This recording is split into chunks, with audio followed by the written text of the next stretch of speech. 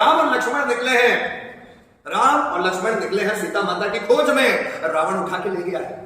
आगे जब वो निकलते हैं तो उनको माता शबरी का आश्रम पड़ता है, माता शबरी के आश्रम में जाते हैं। सोचो, जो अपनी वाइफ को ढूंढने के लिए एक्साइटेड होगा, क्या वो शबरी के साथ बैठ के आराम से झूठे बेर खाएगा, वो भी प्यार से?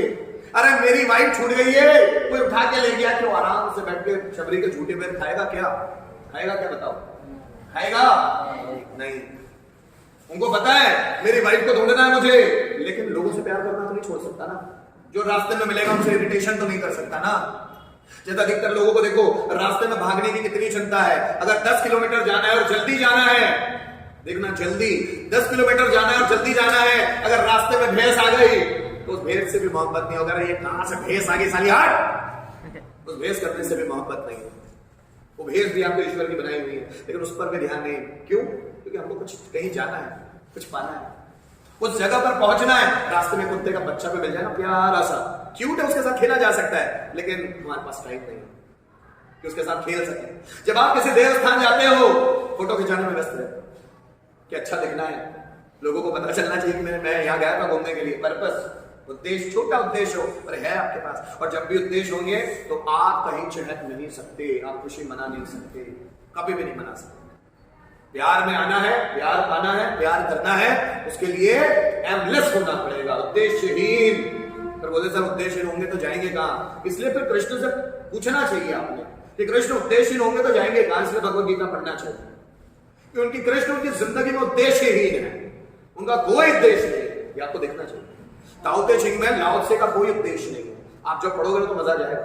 फिर आप बोलेंगे सर मोटिवेशनल बुक्स तो ये काम करती है कि कुछ हासिल करने के लिए काम करना है, नाम, पैसा, रुतबा, स्टेटस, गवर्नमेंट जॉब, कुछ पाने के लिए हम लोगों को कुछ करना है, कुछ पाने के लिए। और भगवद गीता तो इसी के खिलाफ है कि फल की चिंता करो ही मत, कर्म करना है बस।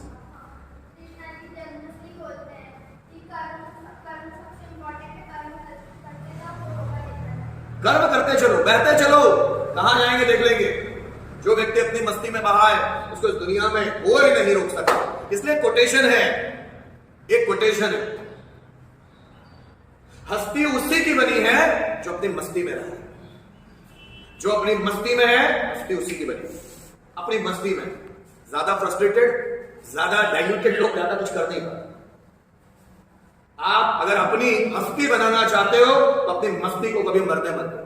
और मस्ती तब नहीं मरेगी जब आपकी लाइफ में बहुत सारे गोल्स नहीं होंगे, तब मस्ती कभी नहीं मरेगी। बस समझ में आ रहा है? हाँ, जब आप बहुत कुछ पढ़ेंगे ना तो वो चीजें टकराएगी, वो चीजें टकराएगी। जब सेल्फ हेल्प बुक पढ़ोगे, मोटिवेशनल बुक्स पढ़ोगे, बायोग्राफीज पढ़ोगे, बायोग्राफीज तो पढ़ना चाहिए। बायोग्राफीज लिए क्योंकि आपको पता चलेगा कि डॉक्टर भीमराव अंबेडकर का कोई उद्देश्य नहीं है, बिल गेट्स का कोई उद्देश्य नहीं है, मार्क ज़करबर्ग का कोई उद्देश्य नहीं है, स्टीव जॉब्स का कोई उद्देश्य नहीं है, धीरूभाई अंबानी का कोई उद्देश्य नहीं है। जो उनको मिल जाता है, रास्ते में दिख जाता है कि ऐसा करना है, वो करना शुरू कर देते हैं। दे डोंट मेक प्लान, उससे प्लान ही नहीं, इसलिए वो लोग आते। लेकिन अभी ग्लोबलाइज वर्ल्ड में प्लान बनाना बड़ा जरूरी हो गया है। प्लान बनाओ, आगे चलो, क्योंकि अगर कल का प्लान नहीं बनाएंगे तो आज कैसे जिएंगे? फ्यूचर नहीं देखेंगे पहले से तो प्रेजेंट में कैसे जिएंगे? और प्रेजेंट ईश्वर, प्रेजेंट में जो जीना सीख गया फ्यूचर उसका ही बनता है। लेकिन हम प्रेजेंट में जीना ही भूल जाते हैं, प्रेजेंट में कुछ करते ही नहीं। हम सब फ्यूचर के प्लानिंग के लिए अभी बढ़ रहे हैं। स्टूडेंट खूब मेहनत करता है 10, 12 साल, 15 साल। मैंने ऐसे लोगों को भी देखा जिन्होंने 10, 12, 15 साल खूब मेहनत की, बहुत ज्यादा पढ़ाई की, कहीं घूमे फिरे नहीं, कोई फंक्शन अटेंड नहीं किया। 15 साल अपने स्कूल कॉलेज के देने के बाद किसी बड़ी कंपनी में, माइक्रोसॉफ्ट, गूगल कंपनी में उनका हो गया। But they have forgotten living their childhood. उनका बचपन जी नहीं भूल गए। अब उनको समझ में नहीं आता कि किसके साथ कैसे ट्रीट करना। पैसा तो बहुत आ रहा है, बंगलो भी हो गया, कार भी हो गई और बड़ी कंपनी में जॉब भी है, और अब उनको लोगों के साथ ट्रीट करना ही नहीं आता। पता है क्यों? क्योंकि जो मोमेंट थे बचपन के वो खत्म, पूरे खत्म हो गए। बिजी शेड्यूल में माँ बाप ने, टीचर्स ने उद्देश्य उद्देश्य उद्देश्य उद्देश्य उद्देश्य पर्पस, उसको हासिल करने के लिए कुछ भी करो। और जब उसको हासिल हो गया उसको समझ ही नहीं आ रहा। अभी कुछ दिनों पहले 3 या 4 महीने पहले की बात बता रहा हूं मैंने पेपर में एक व्यक्ति के बारे में पढ़ा कि उसका पैकेज था लगभग 70 लाख का, मतलब 5 लाख रुपए महीना, ऐसा समझ लो 5, 5.5 लाख रुपए महीना। और वो इंजीनियर था और वो खुद पेपर में उसका बहुत बड़ा आर्टिकल छपा था कि मेरे पास सब कुछ है लेकिन मजा नहीं आता मुझे। सब कुछ है मेरे पास, कार भी है, बंगलो भी है, सब कुछ है। कंपनी से जो फैसिलिटी एक अच्छे एम्प्लॉय को मिलनी चाहिए वो सब मिलती है मुझे, हर एक वीआईपी स्टाइल है मेरे पास, लेकिन आई एम नॉट हैप्पी, मैं खुश नहीं। मुझे बचपन से ये सिखाया गया था कि ये हासिल कर लो सब मिलेगा, पर वहां पर जब मैं पहुंचा तब समझ नहीं आ रहा कि मैं कौन सी खुशी ढूंढ रहा था।